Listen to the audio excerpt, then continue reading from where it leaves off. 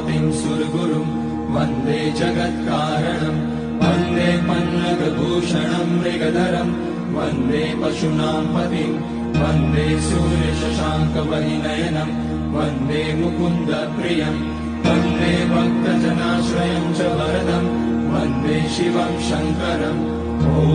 मृत्युञ्जयाय रुद्राय नीलकण्ठाय शम्भवे अमृतेशाय शर्वाय महादेवाय ते नमः। ओंकारं सृष्टिसारं